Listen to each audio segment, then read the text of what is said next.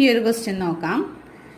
ഇതിൻ്റെ ഇതെന്താ, ഈക്വൽ ടുവിൻ്റെ രണ്ട് സൈഡിലും റൈറ്റ് സൈഡിലും ലെഫ്റ്റ് സൈഡിലും എക്സുകളും ഉണ്ട്, നമ്പേഴ്സും ഉണ്ട്. അപ്പോൾ ആദ്യത്തെ പ്രൊസീജിയർ എന്താണ്, നമ്മൾ എക്സുകളൊക്കെ ഈക്വൽ ടുവിൻ്റെ ലെഫ്റ്റ് സൈഡിലേക്കും നമ്പേഴ്സുകളെ ഈക്വൽ ടുവിൻ്റെ റൈറ്റ് സൈഡിലേക്കും കൊണ്ടുപോവാണ് ചെയ്യുന്നത്. ആദ്യം എക്സും എക്സിൻ്റെ കോയിഫിഷ്യൻറ്റും ഈ ഭാഗത്ത് എക്സും എക്സിൻ്റെ കോയിഫിഷ്യൻറ്റും ഒരു സൈഡിലേക്ക് കൊണ്ടുവരാം. അപ്പോൾ ആദ്യത്തെ സ്റ്റെപ്പിൽ നമുക്ക് ആദ്യം കിടക്കുന്നത് 9x ആണ്. അപ്പോൾ ആദ്യം അത് എഴുതാം, 9x. ഓക്കെ, നെക്സ്റ്റ് എന്താണ്, നമുക്ക് ഈ 10xനും കൂടി ഇപ്പുറത്തേക്ക് കൊണ്ടുവരണം വേണ്ടേ. 10x ഓൾറെഡി പോസിറ്റീവ് ആയിട്ടാണ് കിടക്കുന്നത്, അത് നമ്മൾ ഇങ്ങോട്ട് കൊണ്ടുവരുമ്പോൾ എന്തായി, മൈനസ് ആയി മാറി അല്ലേ, -10x.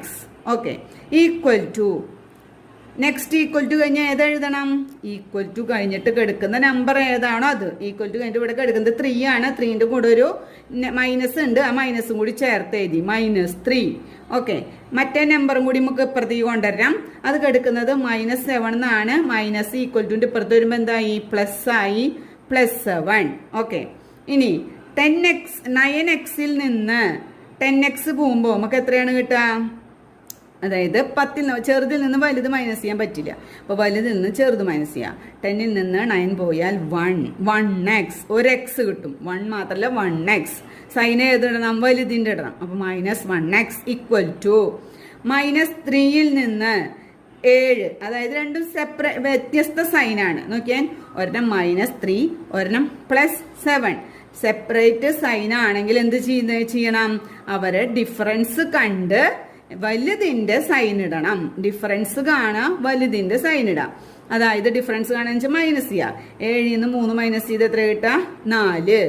വലുത് എന്ന് പറയുന്നത് 7 ആണ്, 7ന്റെ സൈൻ പോസിറ്റീവ് ആണ് അല്ലെ.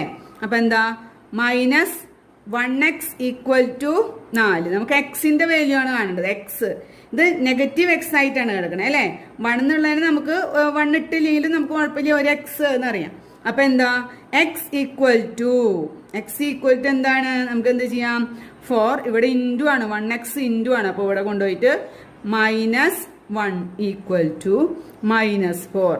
അപ്പൊ നമുക്ക് തോന്നും എന്താണ് ഈ മൈനസ് ഇങ്ങോട്ട് വന്നപ്പോൾ പോസിറ്റീവ് ആവാഞ്ഞെന്ന്. നമ്മൾ എന്താ ചെയ്യുന്ന ഇവിടെ, -1 ഇൻറ്റു എക്സ്, -1 × x ആണ് എടുത്തിരിക്കുന്നത് അല്ലെ.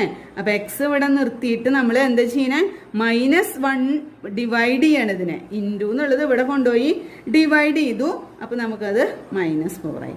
അപ്പൊ x ഈക്വൽ ടു -4.